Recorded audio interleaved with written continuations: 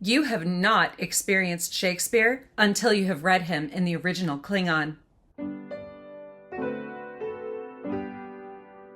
That's a quote that makes me smile every time I hear it. Not just because it's a really good joke, but because it reminds me that if it weren't for Star Trek, I might not have discovered Shakespeare at such a young age. I don't remember exactly when I started watching Star Trek. It was just always there when I was little. I understood phrases like beam me up and live long and prosper. And I tried to do a Vulcan neck pinch on my little cousins a few times. But that was just stuff I picked up from people around me.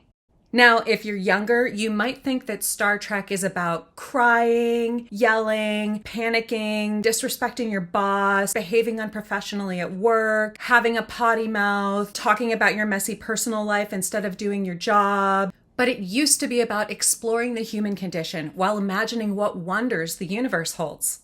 I love Star Trek. Real Star Trek. The stuff that came before 2005. For all the usual reasons. The action, the adventure, the friendships, the ethics.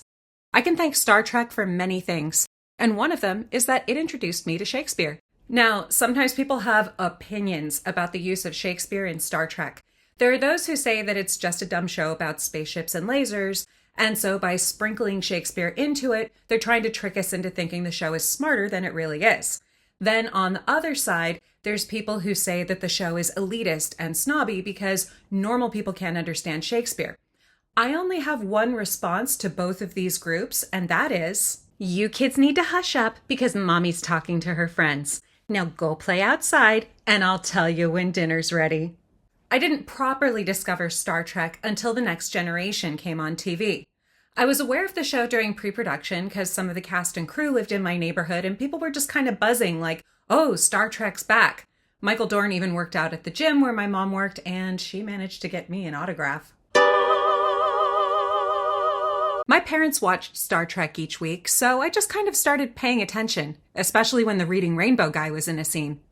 I already thought that LeVar Burton was the coolest guy in the world, and now on top of that, he had an awesome visor and could fix anything.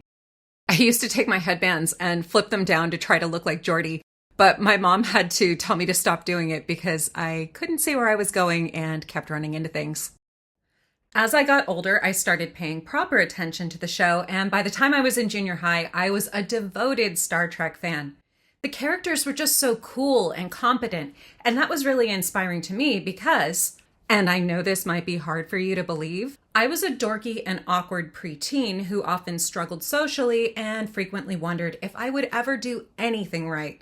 One thing I noticed right away was that all of the members of Starfleet had rich personal lives. They had hobbies that were both fun and which also made them more interesting and thoughtful people. They didn't play video games or watch TV. They played music and poker together. They would dress up and act in plays.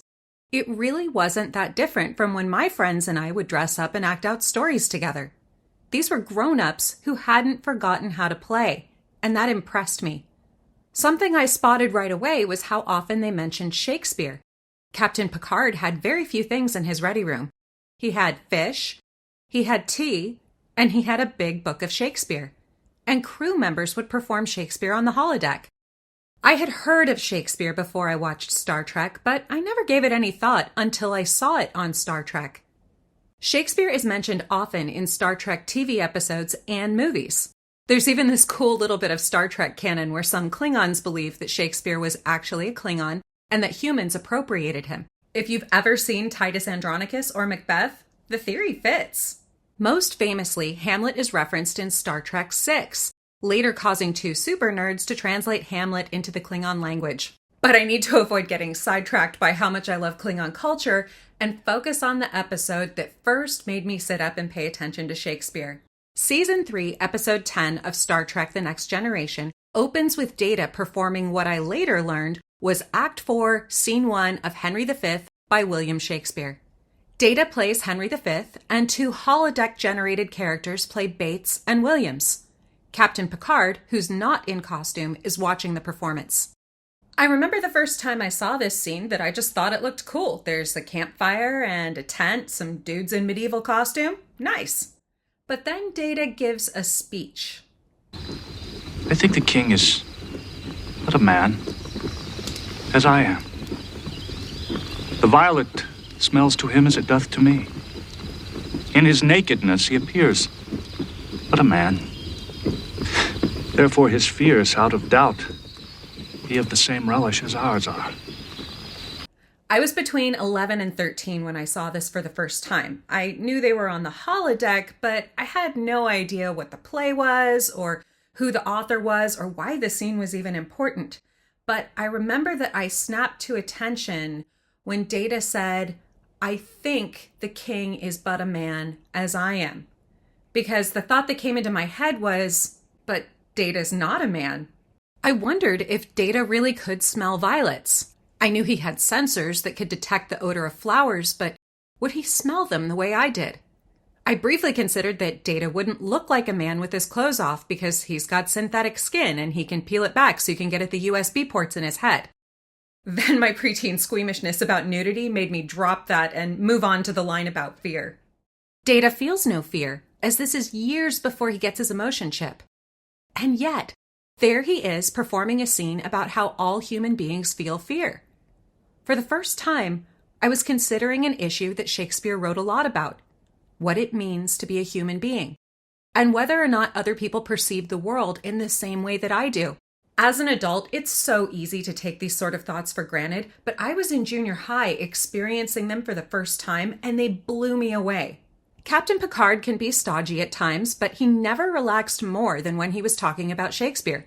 He's totally geeking out in this scene. I believed Picard when he said, "Data, you're here to learn about the human condition, and there is no better way of doing that than by embracing Shakespeare." Those Star Trek dudes know what they're talking about. Little junior high me was like, Picard does not have a lot of spare time, so this must be really important to him. He's cool. I want to be cool. Data wants to be cool, so he's doing this Shakespeare thing. At that moment, I went, whoa, maybe the grown-ups weren't kidding when they said this Shakespeare guy was pretty good. Grown-ups take Shakespeare's greatness for granted, but that means we can forget that at some point, each of us had to discover that greatness. Oh, and if you're someone who doesn't think Shakespeare is great, I have one response to that, and that is, I thought I told you kids to go play outside. Now scoot! Great art is the gift that keeps on giving. There are plenty of fun sci-fi stories that are just about laser beams and spaceships and weird aliens, and they're great. But what made Star Trek something special was the way it combined all of that with thoughtful exploration of human nature. In the same way, Shakespeare wrote stories with sword fights and flirting, and yet also some of the most stirring observations on life and relationships that have ever been put to the page. Shakespeare's plays are so well known that they can be referenced in the same way as Aesop's fables or fairy tales, or Star Trek. But unlike The Tortoise and the Hare or Cinderella, Shakespeare's words require a little bit of effort in order to really understand them. And I was willing to make that effort because I experienced those words in an episode of Star Trek. The fun thing about this was going back to rewatch the scene where Data plays Henry V so that I could compare my childhood memory with my grown-up point of view. The first thing that surprised me was how short it is. It's like 2 minutes and 40 seconds. But when you're small, important moments are enormous. In my memory, this one scene is the whole episode, and that's what it needed to be to me back then. Now that I'm a grown-up, I understand the structure of TV scripts, Shakespeare, Henry V in particular, and the way themes run through writing. So I had the pleasure of noticing new things this time around. Really great writing will do that for you. I experienced this episode as a kid and it blew my mind, and now I can come back to it as an adult and deepen my appreciation. This scene mainly needs to introduce the theme of fear and uncertainty on the eve of a battle. And then it's also doing some character work by showing how Captain Picard is trying to help Data understand humanity a little better. Then it needs to move along because there's some drama with the Romulans. Like, is there ever not drama with the Romulans? The speech Data gives is edited down, which is pretty normal. Even back in Shakespeare's day, it was common for a play to be shortened because the full versions took 3 or 4 hours to perform. But the editing isn't just to save time. Genius scriptwriter Ronald D. Moore kept the lines in King Henry's speech that are directly about what it's like to be human. And human is the one thing that Data is not. So there's an irony in the whole performance that completely reinterprets the context of Shakespeare's words. When introducing great art to children, you can't just shove it in their hands and say, you need to appreciate this because it's like culture and stuff. Unfortunately, that's how most kids encounter Shakespeare for the first time. They go to English class and their teachers give them a play and say, you have to read this, and then if you're very good, we can watch the movie version after you've written your paper. This is so backwards. It makes it more likely that kids will just roll their eyes and see Shakespeare as something that they just need to get over with, instead of some of the most moving human experiences they'll ever have. The best way to introduce kids to the classics is not to treat them like dead relics in a museum, but living things that'll still be going strong in the 24th century. It's also helpful if they get just a sample to start out with, rather than trying to choke down the whole thing. It's extra helpful if the sample is delivered in a pleasant and intriguing way. I was so lucky because my first experience with Shakespeare wasn't to take the dry script in my hands and try to consume it raw. Instead, I was presented with these beautiful little morsels by Data, Picard, and other characters from The Next Generation, and later on the original series and Deep Space Nine. These were characters that I knew and admired, so when I saw that they cared about Shakespeare, I wanted to care too. I didn't need to see all of Henry V when I was 12. That would have been indigestible. Just a few little lines about smelling violets and being naked was enough to tempt me to try more later. I don't know if my experience can be replicated today, because Star Trek no longer holds an important place in youth culture, although there are plenty of old fans out there who have never lost their love for what came before 2005.